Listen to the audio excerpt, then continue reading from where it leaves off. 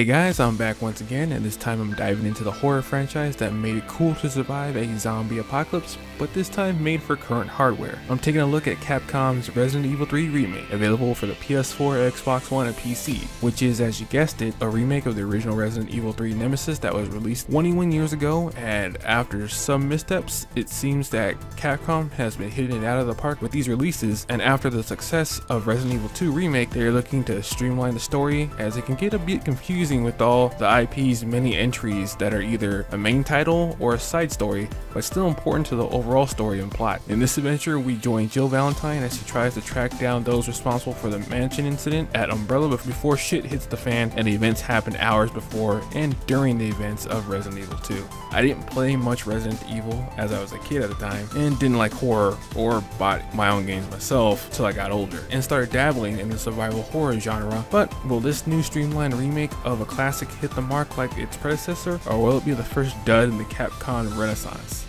I'm gonna find out one way or another.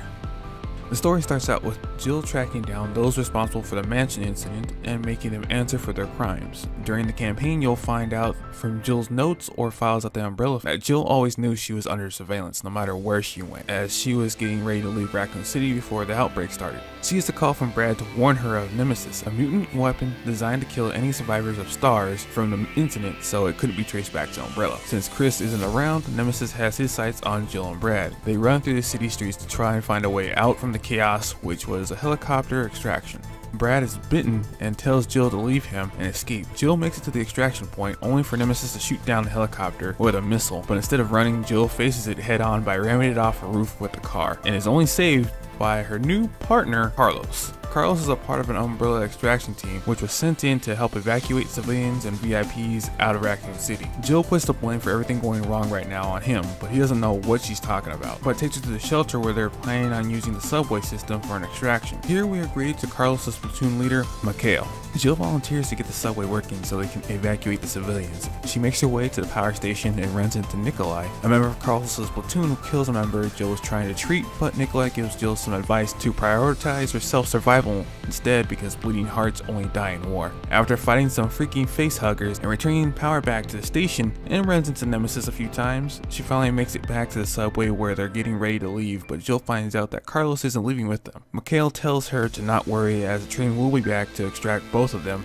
after the mission is done, and Carlos calms her down by saying that he won't leave her in a Carlos world, so get going. Then we follow Carlos and T as they head to RPD to find info on Dr. Nathaniel Bard, who may have a vaccine for the virus. Carlos makes it through RPD and his liquor tenant and arrives at the STARS office. He video chats with the doctor and he wants an extraction immediately because he's the only one who knows the vaccine at the hospital. But Carlos finds out that he isn't sent there for an extraction mission, but a find and detain mission instead. T tells Carlos to find any gear that they can use because they're going to the hospital to find the doctor. But before they can leave, he gets a call from Jill saying that everyone died on the train and that Nikolai is a traitor.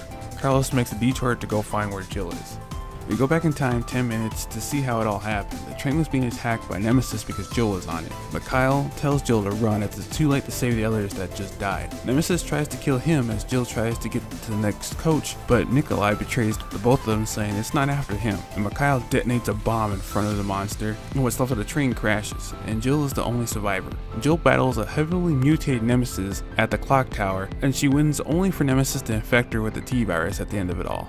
Carlos finds Jill passed out on the floor infected, so he takes her to the hospital in hopes that the doctor can give her a dose of the vaccine. Carlos fights his way through the infested hospital only to find that Bard has been murdered. He views a video from Bard confessing that the T-virus was engineered by Umbrella, and despite Umbrella hiring him to develop the vaccine, Umbrella's board now wants to destroy it and eliminate all traces of the virus's existence. Carlos retrieves the vaccine and administers it to Jill. T arrives at the hospital and they discover that the US government plans to destroy Raccoon City in a missile strike to eradicate the T-virus infestation.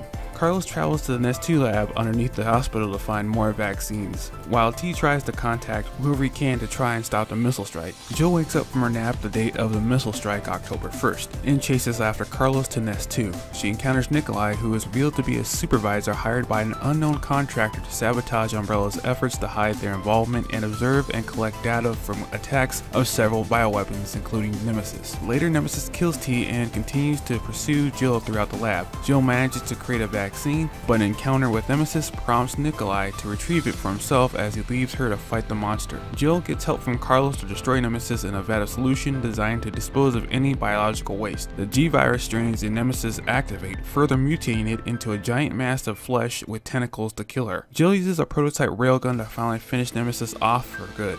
At the helipad, Nikolai disarms Jill and shoots the vaccine, acknowledging that he does not care for the city's fate as long as he gets paid for sabotaging Umbrella by any means necessary. Carlos intervenes and restrains Nikolai for Jill to shoot. When interrogated on who he works for, he offers to reveal the information and pay any price in exchange for his life. Disgusted by his greed, Jill retrieves the destroyed vaccine case and escapes the city with Carlos via helicopter, leaving Nikolai for dead. The city is destroyed with a missile strike, and Jill promises to take down Umbrella by any means necessary.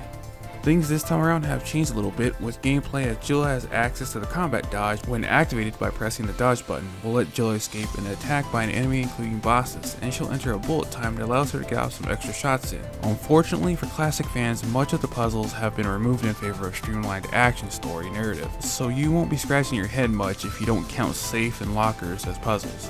Jill's weapons include her trusty pistol, a shotgun, grenade launcher, and a knife. You'll gather the 2 long guns as you explore Raccoon City and might even find an upgrade or 2 as well to improve their overall effectiveness. You are able to combine compounds that you find like gunpowder to make ammo for your weapons, but be careful as there isn't enough to go around, so make sure your shots count. For the pistol upgrades, 2 of them are tied to Nemesis encounters, and I hope you saved your early game ammo and not kill everything in sight because you'll need it to take this fucker down the legitimate way without cheesing the fight.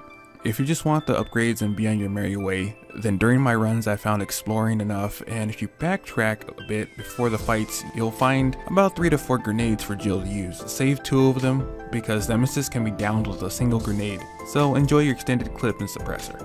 Next is the slide Carlos, as you get to play as him for 2 segments of the game, and his kit includes a knife, pistol, and assault rifle. Carlos also has a shoulder charge that when timed correctly can stun enemies and put some distance between the 2 of you. Luckily, Carlos doesn't need to make ammo as his are just pickups that you can find on the map just by exploring, but it isn't infinite, and I suggest using a burst fire as even with all the upgrades to the assault rifle, you can still waste bullets by display when firing. Honestly, I wish the RE team made a Carlos scenario as he was a fun character this time around, more so than his original version which gets bitch slapped by Jill. Here he's a likable character and just wants to help people. Also, he made me chuckle a few times with the quips. I'm kinda sad that the game wasn't longer so we could learn more about Jill's unofficial partner. Overall, I wouldn't mind a DLC campaign or a full game about Carlos and his battle against the zombie horde if it's just by himself or with someone else joining him.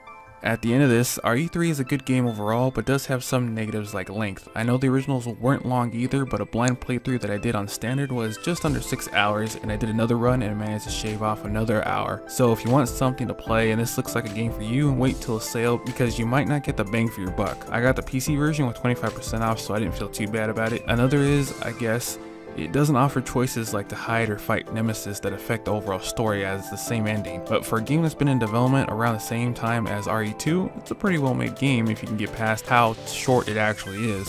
If you're on PC though, the fun is just beginning as you have a host of things to customize your game, like having a randomizer mod if you are into speedrunning or just want to spice up a run. You want Jill in her alpha outfit design? Bam, there you go. Want her in a different color tank top?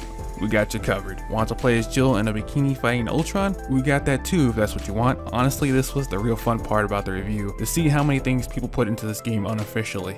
Resident Evil 3 is a good game that tries and succeeds in bringing this classic to the modern era for the most part, as there are a few trips along the way, like removal of choices and modes. Carlos is one of the big surprises about the story because Capcom usually gives bad side characters or co-protagonists that no one cared about because they were horribly written or plain useless to the plot overall, other than someone to talk to. It would be a lot better if they added some extra modes like in RE2, or as I said before, made a Carlos scenario to add a couple more hours of playtime, because people will joke that this is built and outlined like a speedrun game, but that's just my opinion.